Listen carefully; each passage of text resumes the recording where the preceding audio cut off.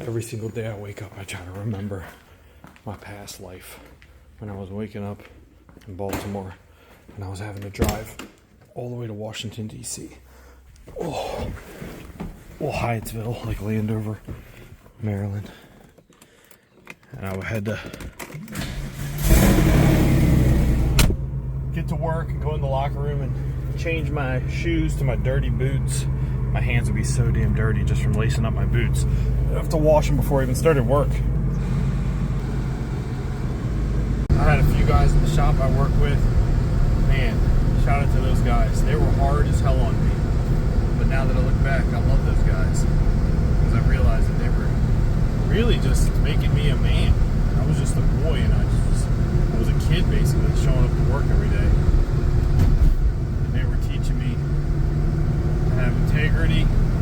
And they were teaching me that how you do one thing is how you do everything. Because I was a transmission mechanic, Allison Transmission. So whether I was putting new cooler lines, running cooler lines from the trans to the front cooler, to the transmission cooler, and I had them zip tied in a nice way, or I cut rubber hoses and put rubber hoses on the lines where they were rubbing. He taught me everything I know. His name was Richard Boswell. He was like 60 some years old when I started working there. No, he was probably, maybe he was like late 50s, early 60s. His wife drove a school bus. He had a flagpole with the a metal flagpole with the American flag in his front yard. He was in the Coast Guard. He used to have his hair combed over real nice and his brown leather belt with the lunch pail. You know what I mean? Like the guy you want to teach you how to do things. And Richard Boswell, he had to look at every job I ever did. All the way from the time I started up until the last like 2 years, because I became the one that was looking at the trans jobs on the day shift. But he would look at every single job I did. If I put a transmission in a trash truck, he would go underneath it. He would look how I ran the cooler lines. He would look, make sure all the bell housing bolts are in the transmission. He'd look at the angles of the fittings on the back of the control module to make sure the fittings weren't, the two metal fittings weren't touching each other and were going to rub and cause a problem or something. He would look at everything. But I had no idea all those years working there that I was learning so much more, not just about trucks and working on engines and transmissions, but I was actually learning how to be a good person in the world. Which sounds silly because at the time I thought, I gotta get out of here, dude. I hate this place. I don't belong here. This job sucks. This isn't me. I'm meant for more than this. That's what I was thinking in my mind all the time. And then now I think back and I'm like, God, dude, I learned everything. I think a lot of the things that I apply in my life now, like hard work and attrition and not giving up, pushing through perseverance, I learned from working there. Maybe some other things in life too, but I learned a lot. Actually, behind me is a Freightliner M2. That's what we used to, I worked on hundreds of those. That's a Freightliner M2 ambulance. I've done tons of transmissions. I've done tons of engine stuff. A lot of those had the Mercedes-Benz 9000. That's been so long I'm forgetting the names. MBE 9000. I think they had the MBE 9000. There's the 9000 and there was another one. I can't remember the 6000 or the 9000. MBE 900 and the 6000. I have to look it up. But I got certified in the Mercedes transmission too at the time. To head in the gym, but no, every day I wake up and I think to myself, like, kind of like, all right, so what am I going to do today? Because kind of like how you do one thing is how you do everything. And I'm like thinking, what am I doing? You know? And I love to remind myself, life is like a puff of smoke, dude, like a vapor. Everything that you're working to build here and have here and all this stuff and obsess over, in the end, doesn't even really matter all that much. Because you're only here for a short period of time. You know what I mean?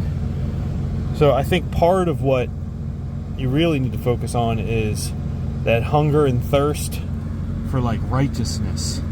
Like just how you do one thing's how you do everything. How you operate in the dark matters more than what you do in the light and get applauded for, you know? Whether it's like you're working real hard towards something, a personal goal, or take care of your family or whatever it is. Do good at work or get close to God. Just be righteous. You know what I mean? When I was growing up, I was listening to Bob Marley. I didn't even realize I was listening to Bible quotes. The last cornerstone, the The stone the builder refuses shall be the head cornerstone. I'm like listening to Bob Marley saying all these lyrics. Later on, I read it in the Bible. I'm like, damn! I'm like, he took this from Bob Marley. I'm like, this is a Bob Marley quote. And then I'm like, wait a second. What is this? Then I'm like, Bob Marley didn't write any of his own lyrics. I'm like, he took this out of the Bible. So when I think, damn, dude, I look tired. When I shave, I look like a different person, dude. I'm like, hey, what's up, guys? I'm Powder. My brother had this character growing up called Powder Holmes. We lived in Baltimore. I think that's who he was for Halloween. Powder Holmes. He had put a grill in his teeth with the wrapper from like a bubblegum thing. He was Powder Holmes. I'm getting off topic. All right, but what I'm saying is this. I'm trying to be a good steward with what I have, dude. So when I wake up each day, I think, all right, I'm working hard. It's like a step down. Everything's like a little trickle down to some righteous purpose I have. And for me, it's family. You know what I mean? And it all comes at the top is like God and faith.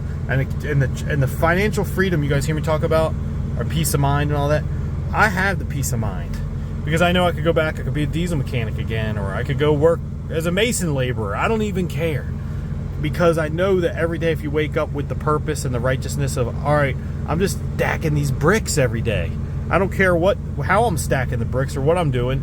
I'm doing it with pride and integrity, and I'm doing it how I do one thing's how I do everything.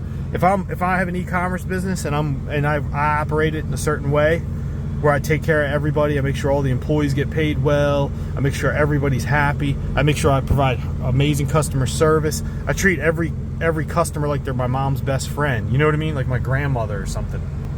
Whether I'm working here or I'm working at Pep Boys, you know what I'm saying? All I'm saying is that, and then you know that every dollar you get, you're like, I've earned this, dude, with purpose and peace of mind, because because I'm operating in the dark how I operate in the light, and I don't even care if I'm rewarded for it, because it's not for the world. So that's kind of what I'm saying. I wake up in the morning, I think to myself, all right, time to start stacking, baby. Time to get this SCHD. No, I don't know if I'm...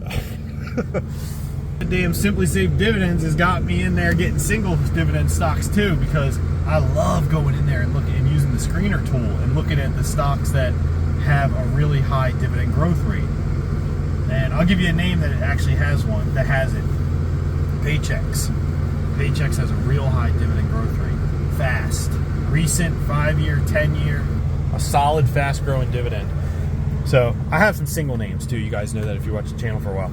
But I'm stacking income. I like stacking income. I know it's not the smartest way. Some people say, someone left a comment on the channel. They said that you're way too conservative at your age. But my business, I left a response. I basically said that my business is my high growth, high risk asset. And I'm building a second stream of income that I can rely on if something happens with the business, because I have a family of 6. You know what I mean? So I can't have a lost decade or something where my time horizon might not be 10 years. And I personally stay so consistent, dude.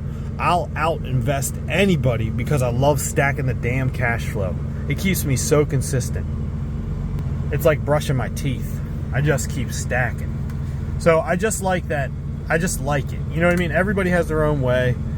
And I get what the person's saying, like modern portfolio theory. Yes, I am not doing the right thing. But for me, it's just, like I said, for me, it's honest work. I rest my head on the pillow. I keep stacking my income. I can calculate what I'm going to have in the future based on the dividend growth rate or what the current yield is or my yield on cost.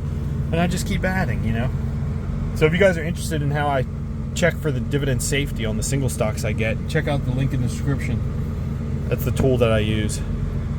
All I'm saying in this video is how you do one thing's how you do everything. So just show up today and just freaking, whatever it is, you're going to work at freaking Roy Rogers. That's where I worked. I made chicken at Roy Rogers.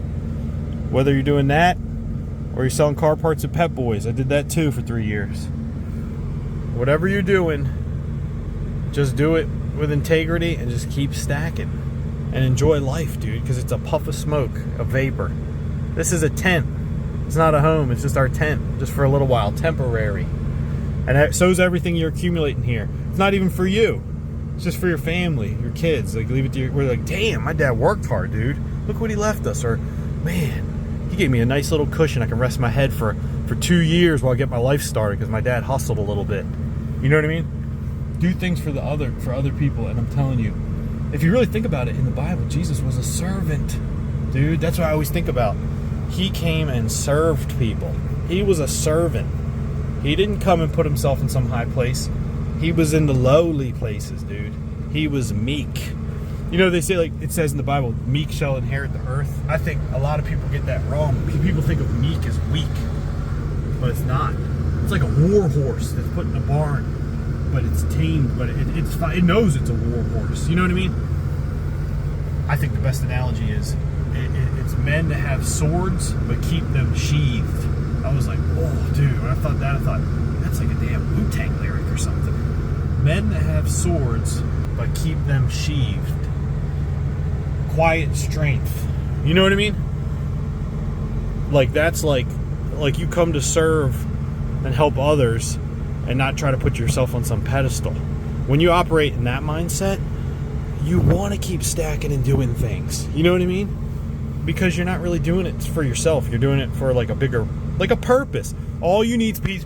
I'm telling you right now, dude, I'm analyzing every day when I wake up, peace and purpose. That's what I'm always thinking. I think we just need peace and purpose. That's it. And we're dialed in. All right, guys, I'm about to hit this gym. Try to get these skinny legs. Try to get some meat on these legs. Look at the sun's coming up, dude. Brand new day. Get out there, get it. I'll see you guys in the next video. Appreciate you guys.